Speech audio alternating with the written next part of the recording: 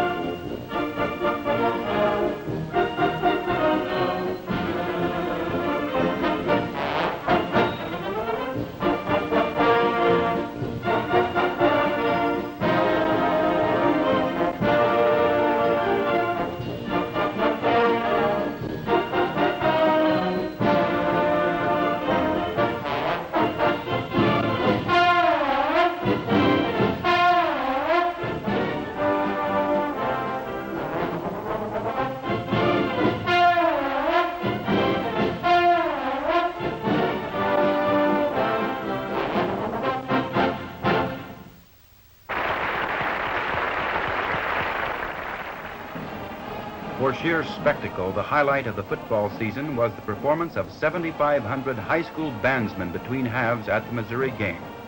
High School Band Day is now an annual event in Ross-Ade Stadium.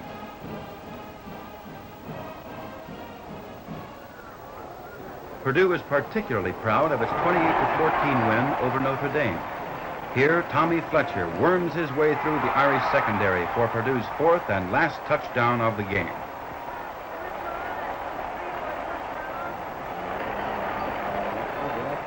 In the Indiana game, fullback Mel Diller demonstrates why he was leading ground gainer in the Big Ten this season.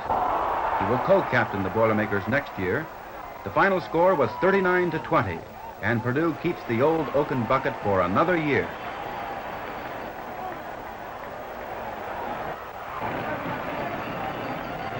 After each home game, there is a victory variety show in the Hall of Music featuring top artists like Bob Hope, Henny Youngman, and Louis Armstrong. There's almost always something going on in this great auditorium, and sooner or later there is something of special interest to almost everyone. For some, it's a lecture by Virgil Thompson. For others, a concert by Alexander Brailovsky. Over 250,000 people attended the 108 performances given this year. In this age of specialized labor, there is an ever-increasing need for men with broad knowledge for management. Through its new graduate management course in the Department of Industrial Management and Transportation, Purdue is helping to fill that need. 33 students enrolled for the first class, most of them with several years' industrial experience already behind them. This classroom was especially designed to facilitate discussion, so necessary in advanced study and management alike. Here's another unusual group of students.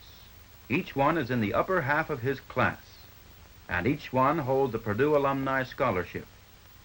Here they meet with Dr. Gene Harvey, Executive Secretary of the University Committee on Scholarships, Executive Dean Donald R. Mallett, Chairman of that committee, and Corridon H. Hall, Executive Director of the Purdue Alumni Scholarship Foundation.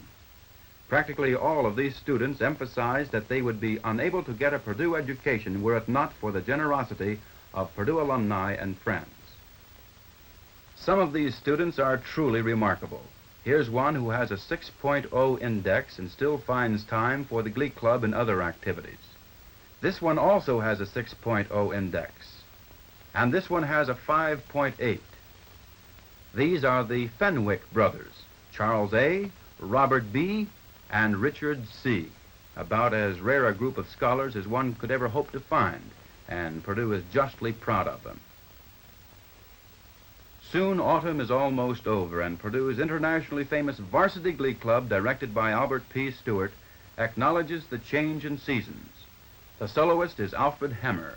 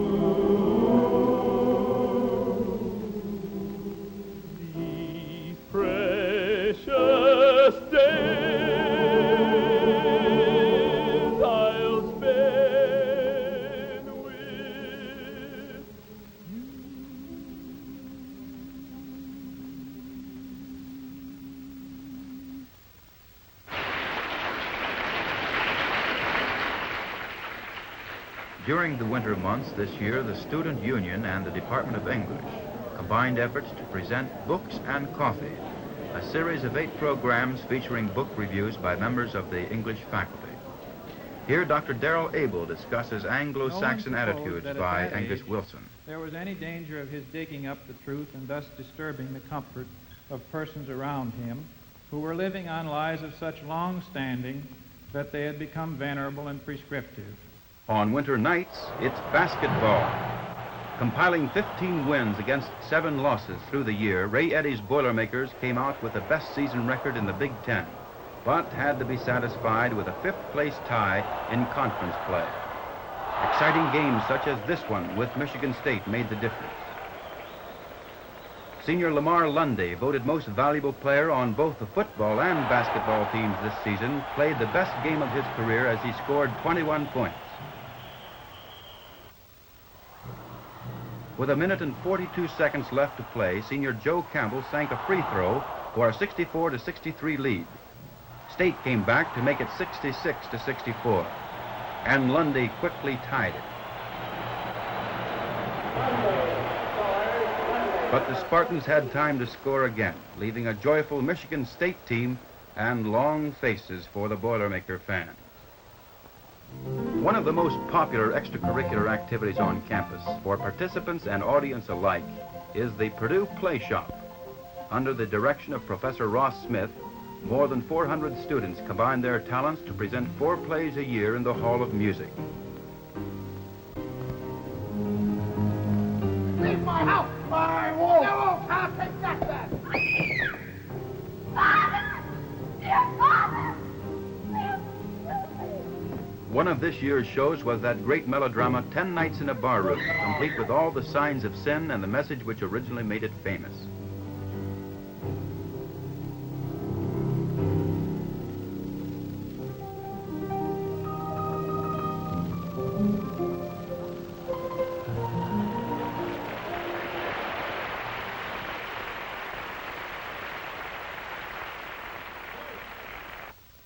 Charity begins at home, they say, and these students are learning that by experience. This is what they went through at the Greek Week Carnival to raise funds for the campus chest. Greek Week ended with the interfraternity ball held in the Union.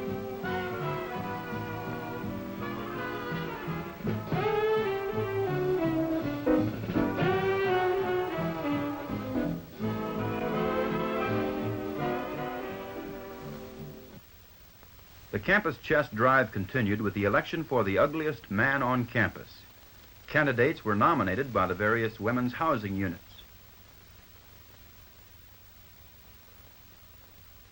Votes were pennies cast in these transparent ballot boxes in the Union.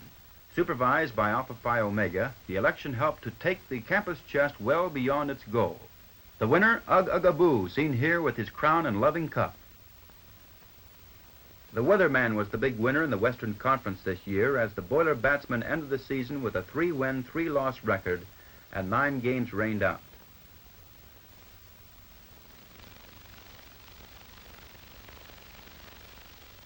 But the bad weather didn't disturb Purdue's trackman, nor Purdue Pete, who was brought to life just this year. Led by their crack mile relay team and their star pole vaulter, Billy Jones, the Cinder men proved dangerous to every opponent. In this quadrangular meet with Illinois, Ohio State, and Wisconsin, the Purdue track saw 3 records broken as new marks were set in the pole vault, the 100-yard dash, and the high jump. The Boilermakers ended the season by placing 5th in the Big Ten meet. A spring football tonic with a kick in it. That's how the 25th annual Purdue Football Clinic was billed, and that's what these coaches from all over the nation got out of it. At this session in the field house, Paul Bryant, head football coach and athletic director of Texas A&M, discusses his use of the conventional tee. Other speakers were Bob Jaron of St. Joseph College, Ray Graves from Georgia Tech, and Purdue's Jack Mullenkoff. Motion pictures and a fish fry completed the program. For members of the Purdue crew, spring means workouts and competition at club headquarters on the Wabash River. Here Purdue's second 8 shoves off to row against Michigan State and the Detroit Boat Club. The course is 1 mile upstream. The Boilermakers came in second on the first row, but the race was fouled. On the re-row, they came in first. Now in its 7th year, the club participated in 5 meets this season and is steadily gaining in recognition. In April, state agricultural leaders, university officials, and the faculty and staffs of the School of Agriculture, Agricultural Extension, and the Agricultural Experiment Station assembled in the Union ballrooms to pay tribute to Dean Harry J. Reed, Director of Agriculture at Purdue. After 46 years as county agent, teacher, and administrator, Dean Reed will retire this summer. In his office, he briefs his successor, Dr. Earl L. Butts, Assistant Secretary of Agriculture and former head of the Department of Agricultural Economics at Purdue. Among the important items to be covered is a report on plans for the new School of Veterinary Science and Medicine, just approved by the legislature this year. Dr. L. M. Hutchings, Dean of the school, points out features which will make this the most modern installation of its type in the country. The first weekend in May found Purdue alumni signing in for Gala Week. There is an especially good turnout of members from the class of 1907 on hand to celebrate their 50th reunion. At their spring meeting, the officers and board of directors of the Purdue Alumni Association reported on the state of the association and heard of university developments from President Hovde and deans of the university. The second annual banquet for Foundation class agents was held on Friday of Gala Week. A trio from the Purdue musical organizations provided entertainment. Awards were made to 9 agents for their outstanding accomplishments during the Foundation's 1956 campaign.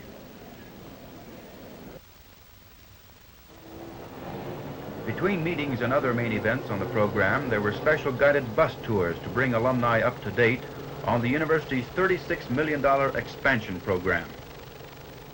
Progress has been good this year. One of the new H dormitories for men will be occupied in September 1957. The other 2 will be ready in 1958.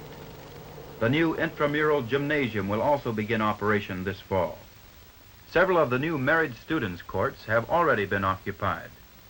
When this project is finished in 1958, it will include 58 units like these and house almost 3,000 people. The new Union Annex is scheduled for completion in the spring of '58. And the new Heaviland Hall should be finished later that year. It will house offices and classrooms for the English, Speech, and General Science departments. The new wing of the Life Science Building will make this the largest academic structure on campus. It is scheduled for completion in 1959 and will house the departments of agronomy, animal husbandry, botany and plant pathology, and biological sciences.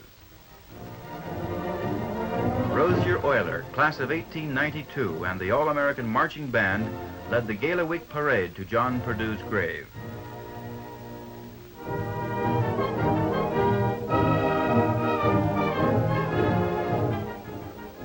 The class of 1907 commandeered the Boilermaker Special and its brand new trailer for the occasion. Purdue's Victory Bell was a gift from this class.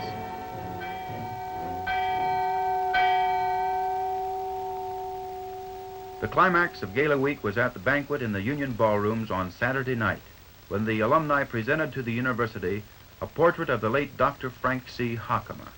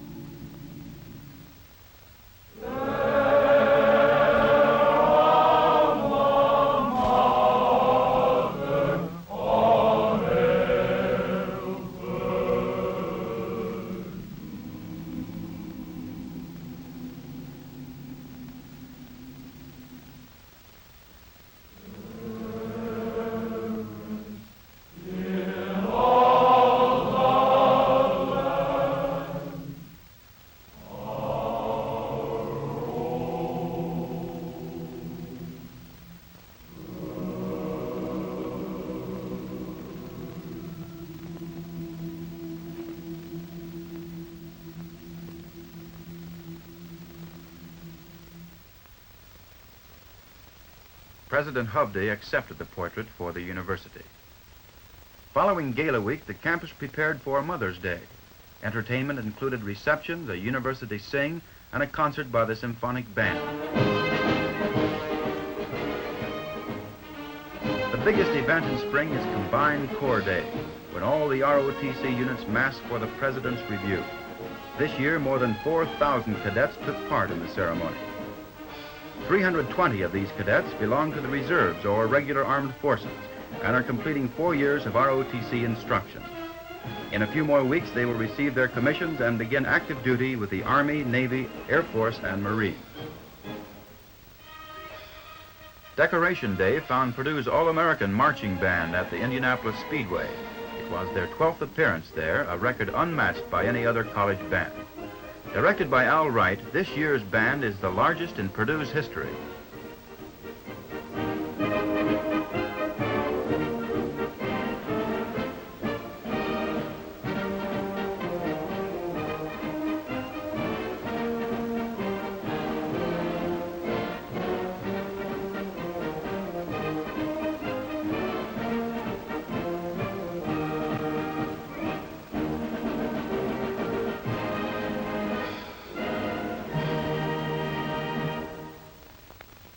For years a favorite meeting place of Indiana farmers, the Purdue Memorial Union was headquarters this spring for the 10th annual meeting of the International Federation of Agricultural Producers, a non-political organization representing 35 million farmers throughout the world.